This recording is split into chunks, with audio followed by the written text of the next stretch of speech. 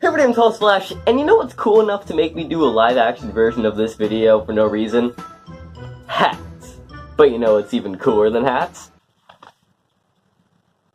Get it? It's a hat in time. Because the game's got hats. This is in a hat. I actually don't own a physical copy of the game. This is just My Sims Racing for the Wii. So today, as you all know, we're going to be playing through the first two worlds in a hat in time, the first game by Gearbox Studios, mainly because the game is pretty long for a single video, but also so I can leave some of it for you to discover. And for the super cool expansion also being released pretty soon that looks fun and stuff. That being said, let's start the video.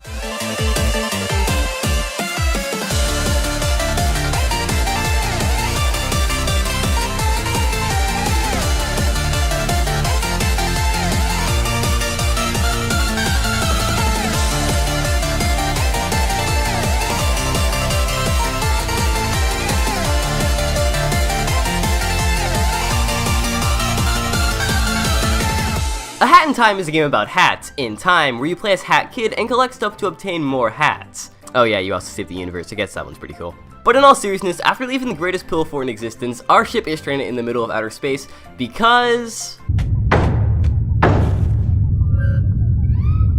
What is this? Flying boat? All boats need to pay toll in Mafia Town, even in space. Mafia come in to collect.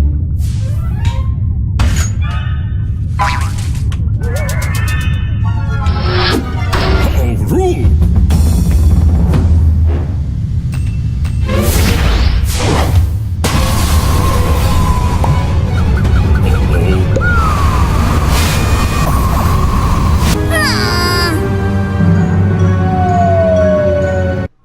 Okay, I have so many questions about this one. 1.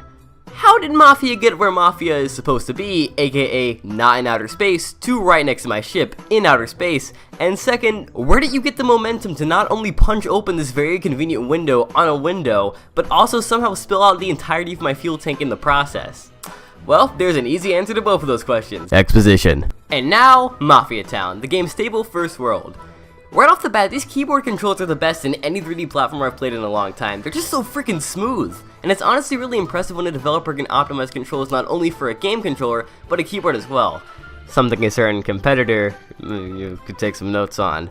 Anyways, apparently I'm supposed to be following this kid around who just flies in from nowhere and beats up the Mafia. After completing some platforming and being chased around by a couple burbs, it's time to finally meet this person.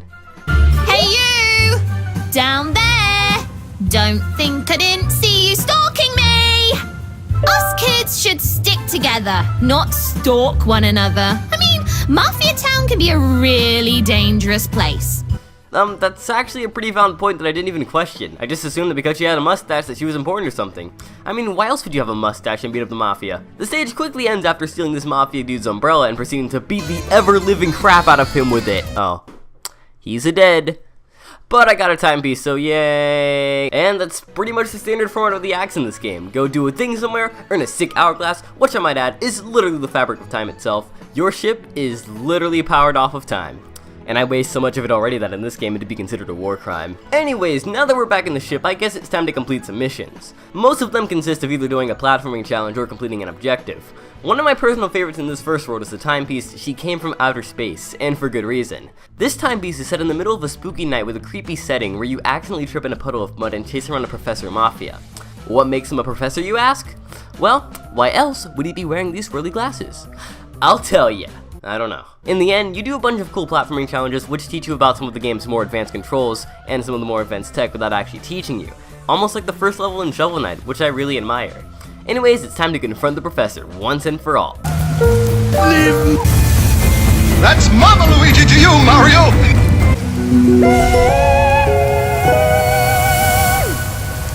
Okay, that's kinda sad. Not only are you a man of science, but also part of the freaking Mafia. You know, the same ones that flew to space to collect taxes? That is the most Russian thing I've ever heard of, and an alien is enough to make you give up?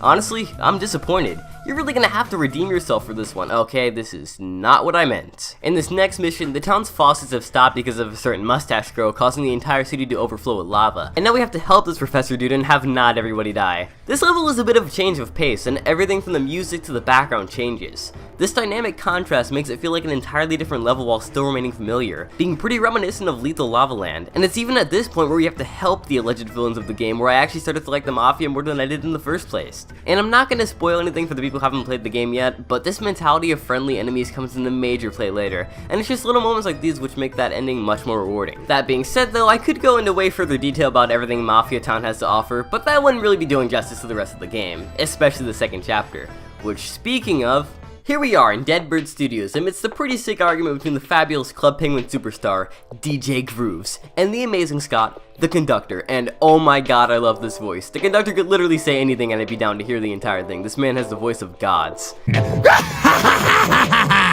Oh wait, shutting the picnics inside the studio will force them to work harder. Alright, time to go, owls! Let's make our killer movie! Anyways, these two movie producers from different genres are in the middle of an argument about who gets to use the studios to record the best new movie in order to win a film award, of which DJ Grooves has won one, whereas the Conductor has won literally every other one. Through this, out of sheer curiosity and the fact that both of the producers came across the timepiece as their brand new prop, it's time to go hunt them down and take back the timepiece. This mission is probably one of my favorites in the game. It's a James Bond styled secret agent infiltration where you have to sneak past spotlights, snapping penguin guards and owls, all while holding up little finger guns, which is pretty freaking adorable. But there's a catch. Pretty much every action you do in this racks up some kind of bill or fine. Accidentally get caught, 300 gems. Accidentally stumble into a penguin, that is penguin harassment.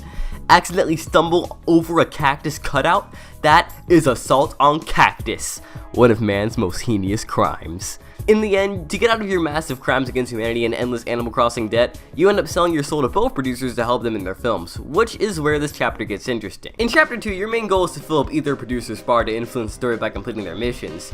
DJ Grooves usually consists of a parade and fan service, which didn't really interest me that much. I mean, if I wanted to walk around, I'd just do it in real life, except that would require me to do a lot of this. And I would really prefer to not be alive right now. In my opinion, the Conductor's missions are way more fun anyways, so I'll be focusing on those instead. Alright, Murder on the Owl Express, the classic case of whodunit. And the Hat Kid is the detective, and the suspect? Why is this? Well, a bunch of crows boarded the train and owl died, but the crows are actual detectives and suspects, so basically you're the only person who has half a functioning brain to do anything about it, okay? Okay. Plot synopsis out of the way, it's time to solve some crime. Or committed, I don't really know who we are at this point. But what I do know is that something tells me these guys aren't owls. Oh, silly me. Of course, it's the Hat. What is your uncle's sister's maiden name? How could I forget my favorite distant relative's maiden name? Sagondisna. I have also just been informed that my uncle's sister just so happens to be my mom. Oops. Did you also know that pets can have pets? It is true. Unfortunately, us express owls are not allowed to have pets. It is a sacrifice we must make in the name of hooting. But if you had a pet, what do you think the name of your pet's childhood pet would be? Well, hypothetically, since I've never actually had a pet, I'll have to use my friend's childhood's pet. Mayor of Smashville! What do you think the name of your pet's childhood pet would be?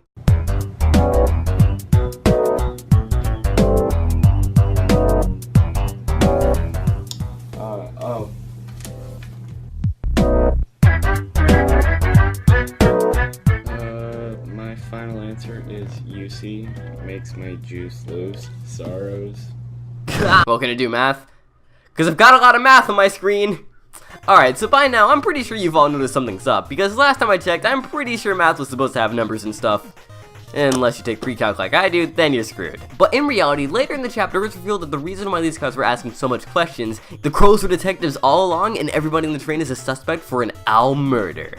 Like I said earlier, if you were listening and stuff. This section is actually really cool for a lot of reasons. Not only are the crows themselves stage hazards, sort of like the previously encountered penguins and owls from Deadbird Studio, but there's also a ton of really cool puzzly stuff near the end of the level, which is kind of an interesting break from all the platforming. But after all the jumps, after all the button pressing, and after the doge, we finally got ourselves a suspect. Was it the detectives? Was it the other owls? Was it definitely not the conductor? Was it me? Oh no. Am I the voices? No! Meh, I don't really care that much. Was it the cardboard cutout of Babushka? Or was it the victim himself? Jeez, that's a little bit dark, but at this point, I mean, I think it's pretty clear to me that the only person who could possibly be is Sugandis. The reason being is that I can't think of a reason, and I really just wanted to make the Sugandis joke again. Also, just look at those cold, murderous, unblinking wooden eyes. Who else could it possibly be?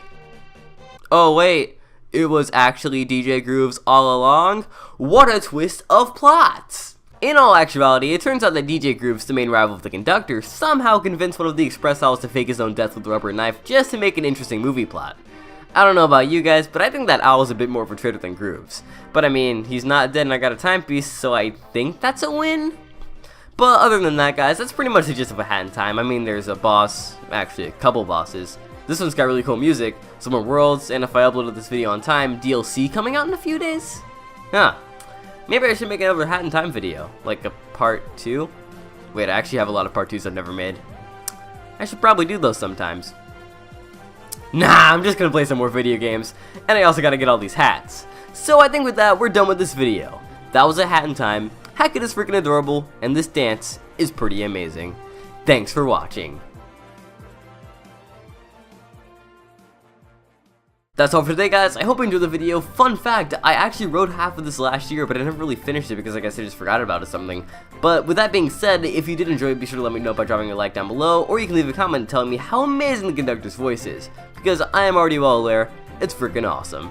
And for more videos probably every week, and maybe part 2, don't forget to smash that squishy red subscribe button for more. And maybe follow me on Twitter so you won't miss a single upload. Thank you all so much for watching, and until next time, I'll be back in a flash. Hat in Time is a game about hats in time where you play as Hat Kid and collect. You dying over there? Yes. Okay, good. I'm proud. Well, the video's over. I don't know what to do with this now. Oh.